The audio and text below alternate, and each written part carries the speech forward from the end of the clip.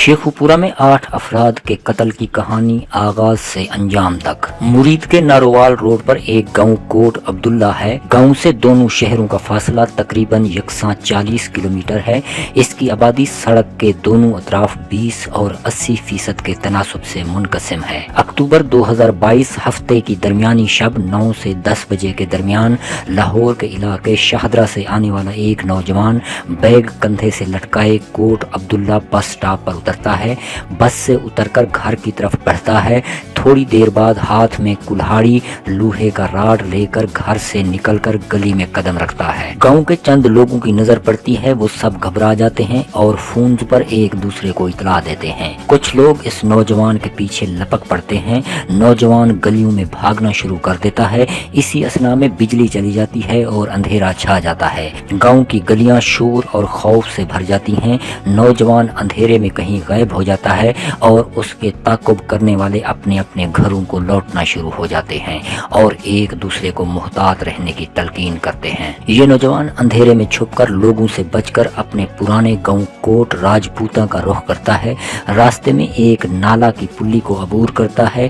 कुछ ही फासला पर खेतों में सोए हुए चच्चा भतीजे पर वार कर देता है और आनन फानन दोनों को मौत के घाट उतार देता है। नौजवान मकतूलीन की जेबें टटोलता है, जो कुछ हाथ लगता है निकालता है और आगे की तरफ बढ़ जाता है। मकतूलीन के पास राइफल भी थी, मगर उनके हिफाजती इस्तेमाल का उन्हें मौका ही न मिल सका।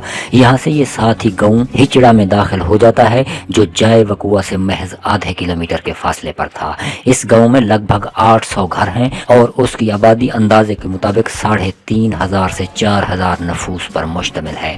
जब ये गांव में दाखिल होता है तो तकरीबन रात 12:30 का वक्त हुआ चाहता है। गांव मुकम्मल तौर पर खामोशी की चादर में डूबा हुआ है। गांव के लोगों की बदकिस्मती के कुत्ते तक खामोश और सोए हुए थे। यह नौजवान सोए हुए 4 लोगों पर बारी बारी हमला आवर होता है।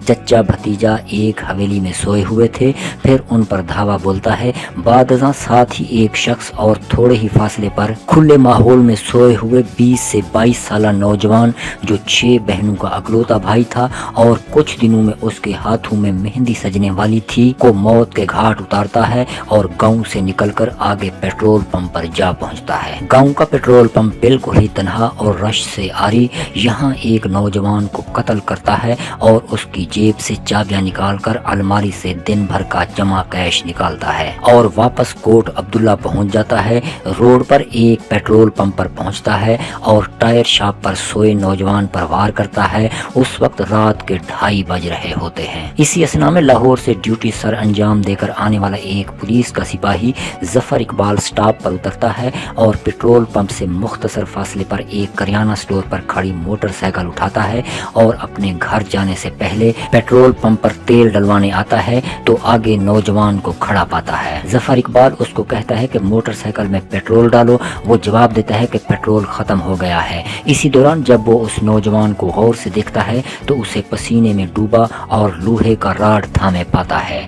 आनन फानन नौजवान उस पर हमला आवर होने की कोशिश करता है तो जफर इकबाल मोटरसाइकिल भगाकर थोड़े फासले पर पहुंचकर उसको ललकारता है और अपनी पिस्तौल निकालकर तान लेता है, मगर नौजवान पेट्रोल पंप पर खड़ी मोटरसाइकिल को स्टार्ट करके भाग जाता है। जफर इकबाल 15 पर कॉल करता है। इस दौरान और लोग भी जमा हो जाते हैं और ये नौजवान का ताक़ुब करते हैं। कुछ ही फासले पर नौजवान एक मदरसे में घुस जाता है। यहाँ जफर इकबाल अपनी मोटरसाइकिल पर पहुंच जाता है और उसको काबू करने की कोशिश करता है और यूं बाकी लोगों की मदद से बाद में पुलिस भी आ जाती है और ये काबू में आ जाता है। कोट अब्दुल्ला के ये नौजवान फैज रसूल भट्टी हैं और इनके वालिद का नाम इजाज अहमद उर्फ जज्जी था, जो सिर्फ चंद माह कबल वफात पा चुके थे। फैज रसूल की 4 बहनें और एक भाई है। उनकी बूढ़ी माँ एक निजी स्कूल में और चंद एक घरों में काम काज करती हैं। फैज रसूल भट्टी BSc कर चुके थे। उन्होंने मैट्रिक में गाँव के स्कूल में पहली पोजीशन ली तो FSC में भी उन्हें बेहतर तालिब इल्म तस्वर किया गया। मज़कूरा वाक़े से पहले ये गांव के एक स्कूल में पढ़ाते भी रहे। उनकी एक बहन शाहदरा में स्टाफ नर्स हैं। उनका खानदान लगभग 20 से 25 वर्ष पहले कोट राजपूता से कोट अब्दुल्ला आकर रिहाइश पजीर हुआ था। इनके वालिद जवानी में कबड्डी के खिलाड़ी रहे, बाद में रोजी रोटी के लिए छोटे मोटे काम करने के अलावा वैन भी चलाते रहे। फिर नशे के आदी होकर हड्डियों का ढांचा बन गए और एक रोज मट्टी की चादर ओढ़ ली। फैज रसूल भट्टी के एक चचा और कजन कोट राजपूता में रहते थे। ये कहानी जुबैर नामी शख्स की ज़बानी शुरू करते हैं। जुबैर उस नौजवान के गांव के रिहायशी हैं और 8वीं क्लास तक ये नौजवान के उस्ताद भी रहे। जुबैर ने हमें बताया कि 4 बजे का वक्त था, मैं उसके घर गया। फैज रसूल के भाई ने बताया कि वो अंदर कमरे में है। ये उस वक्त माँ से झगड़कर उसे जख्मी कर चुका था। मैं गेट पर खड़ा था, ये पीछे से आया और लकड़ी का बड़ा सा टुकड़ा मेरे सर पर मारा। मैं नीचे गिरकर बेहोश हो गया। उसके बाद की कहानी मियाँ अरशद बयान करते हैं। मियाँ अरशद कोट अब्दुल्ला के रिहायशी हैं और अपने इलाके में सियासी तौर पर सरगर्म रहते हैं। वो हमें बताते हैं कि जिस दिन ये माँ को जख्मी करता है, उसी दिन माँ समेत 2 औरतों और 4 मर्दों को जख्मी करता है। गांव के लोग उसको पकड़ने की कोशिश करते हैं तो ये थक कर अपने घर के सामने खामोश होकर आ बैठता है। लोग थप्पड़े मारते हैं और पुलिस को इतला करते हैं, मगर जब पुलिस नहीं आती तो कोट राजपूता में मुकीम चचा को इतला देते हैं और वो आकर उसे ले जाते हैं। मियाँ अरशद के मुताबिक वो इस सारे मामले में मौका पर मौजूद थे। इस सारे वाक़े की तस्दीक मकामी सहाफ़ी आतिफ इफ्तिखार भट्टी भी करते हैं, जबकि इस वाक़े पर बारीक बीनी से काम करने वाले शेखुपुरा के सहाफ़ी वहीद मुगल भी यही कहानी सुनाते हैं। मियाँ अरशद, आतिफ इफ्तिखार भट्टी और वहीद मुगल के मुताबिक फैज रसूल कोट राजपूता में एक रात गुजारकर शाहदरा में अपनी बहन के पास पहुंचते हैं और उनसे मार पीट करके उनका पर्स छीन लेते हैं और वापस घर के लिए बस स्टैंड की जानिब पहुंचते हैं, मगर रास्ते में रक्शे पर हमला करते हैं। वहां बाकी रक्शे वाले मिलकर उसको खूब मारते हैं,